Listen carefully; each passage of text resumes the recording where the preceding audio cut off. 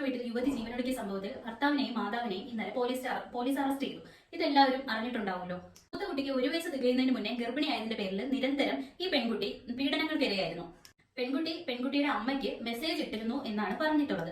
ഞാനൊന്ന് ചോദിച്ചോട്ടെ, മെസ്സേജ് ഇട്ടിരുന്നു എന്ന് അമ്മ പറഞ്ഞു. ഇതിനു മുന്നേ ഈ കുട്ടി ഇതിനെപ്പറ്റി, അതായത് ഭർത്താവായ നൗഫൽ ഉപദ്രവിക്കാറുണ്ടെന്നും ഭർത്താവിന്റെ അമ്മ ഉപദ്രവിക്കാറുണ്ടെന്നും ഈ കുട്ടി വീട്ടിൽ പറഞ്ഞിട്ടില്ലേ? എന്തെങ്കിലും ഒരു സൂചനയെങ്കിലും തന്നിട്ടുണ്ടാവില്ലേ എന്നാണ് എന്റെ ചോദ്യം. എന്തോ അതിനെപ്പറ്റിയൊന്നും ന്യൂസുകളിലൊന്നും പറയുന്നില്ല. അതിനെപ്പറ്റി നമുക്ക് ഇവിടെ സംസാരിക്കണ്ട. ഗർഭിണിയാക്കിയപ്പോ അവ അറിഞ്ഞില്ലേ? ഗർഭിണി ആവുമെന്ന് അവ അറിഞ്ഞില്ലേ? അത് ഈ പെൺകുട്ടി ഒറ്റയ്ക്ക് വിചാരിച്ചപ്പോഴാണോ ഗർഭിണിയായത്? ഞാനൊന്ന് ചോദിച്ചോട്ടെ, അതായത് ഈ പെൺകുട്ടി ഗർഭിണി ആയി എന്നുള്ള പേരിലാണ് നിരന്തരം പ്രശ്നങ്ങൾ വീട്ടിലുണ്ടായത് എന്ന് പറയുന്നത്. അപ്പോൾ ഇവൻ എന്തിനാണ്? അവനറിയാതെ എന്തായാലും അങ്ങനെ ഒരു സംഭവം നടക്കില്ലല്ലോ. അപ്പോൾ അതിനുശേഷം ആ കുട്ടിയെ ഉപദ്രവിക്കേണ്ട ആവശ്യം എന്തിരിക്കുന്നു? അത് മാത്രമാണ് എനിക്ക് ചോദിക്കാനുള്ളത്. ഓക്കെ, അതൊക്കെ പോട്ടെ. കൂടുതൽ ഇനി അതിനെപ്പറ്റി പറഞ്ഞു കഴിഞ്ഞാൽ ഞാൻ ഇനി അശ്ലീലം പറഞ്ഞു എന്ന് നിങ്ങൾ പറയും. അതുകൊണ്ട് പിന്നെ അതിനെപ്പറ്റി ഒന്നും സംസാരിക്കണ്ട. ഇനി എനിക്ക് പറയാനുള്ളത് പെൺകുട്ടികളോടാണ്.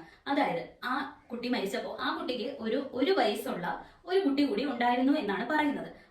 പോയപ്പോ ആർക്ക് നഷ്ടപ്പെട്ടു? ആ കുഞ്ഞിനും അവളുടെ മാതാപിതാക്കൾക്കും മാത്രം നഷ്ടം സംഭവിച്ചു. അവനെന്താ പ്രശ്നം? അവനെയും അവന്റെ ഉമ്മയെയും അറസ്റ്റ് ചെയ്തിട്ടുണ്ടെങ്കിൽ കുറച്ച് ദിവസം കഴിയുമ്പോൾ വിട്ടായി. ഇതിനേക്കാളും ഭയങ്കര പ്രശ്നങ്ങൾ നടന്നുകൊണ്ടിരുന്നതാണ് വിസ്മയ കേസ്. ഇപ്പൊ എന്തായി? വിസ്മയുടെ ഭർത്താവിന് ജാമ്യം കിട്ടി. അവനിപ്പോ പുറത്ത് വിലസി നടക്കുന്നുണ്ട്. അവന് ഒരു പ്രശ്നമില്ല. അത്രയേ ഉള്ളൂ. നഷ്ടപ്പെട്ട നമ്മുടെ പ്രിയപ്പെട്ടവർക്ക് നഷ്ടപ്പെടും, അല്ലാതെ ഇവനിക്കൊന്നും ഒന്നും സംഭവിക്കാൻ പോകുന്നില്ല. ഇനി ആ കുഞ്ഞ് എങ്ങനെ ജീവിക്കും? അത് ആ മരിക്കാൻ തീരുമാനിച്ച സമയത്ത് അവൾ എടുക്കേണ്ടിയിരുന്ന ഒരു ഡിസിഷൻ ആയിരുന്നു. അതായത് എന്റെ കുഞ്ഞിന് വേണ്ടി എനിക്ക് ജീവിക്കണം എന്ന് തോന്നണമായിരുന്നു. ഓക്കെ, മരിച്ചു പോയി. ഇനിയിപ്പം ചിലപ്പോൾ ആ കുട്ടിയുടെ സാഹചര്യം കൊണ്ട് അങ്ങനെ സംഭവിച്ചു പോയി, ധൈര്യം ചോർന്നു പോയി, ചെയ്തു പോയതായിരിക്കും. ഇനി ആ കുഞ്ഞ്, 1 വയസ്സുള്ള കുഞ്ഞ് എങ്ങനെ ജീവിക്കും? സ്വന്തം അമ്മ ഇല്ലാതെ അതിനെ എങ്ങനെ വളരും? ഇപ്പൊ ഉപദ്രവിച്ചിട്ടുണ്ടെങ്കിൽ അവനെ കളഞ്ഞിട്ട് ഇറങ്ങി പോരണം. എന്നിട്ട് സ്വന്തമായിട്ട് സ്വന്തം കാലിൽ നിന്ന് ജീവിക്കാൻ പഠിക്കണം. അങ്ങനെയാണ് ചെയ്യാനുള്ളത്. അല്ലാതെ അവന് ആർക്കോ വേണ്ടി മരിച്ചിട്ട് അവന് പിടിച്ച് കുറച്ച് നാള് ജയിലിലിട്ട് ഫുഡ് കൊടുത്ത് വളർത്തി ഇച്ചിരി വണ്ണമൊക്കെ വെപ്പിച്ച് നല്ല സുന്ദര കുട്ടപ്പനാക്കി പുറത്തോട്ട് ഇറക്കി കഴിഞ്ഞാൽ അവൻ അടുത്ത പെണ്ണ് പോയി കിട്ടും. വീണ്ടും ഇത് തന്നെയാണ് അവസ്ഥ. ഇതിൽ കൂടുതലൊന്നും സംഭവിക്കാൻ പോകുന്നില്ല ഇവിടെ.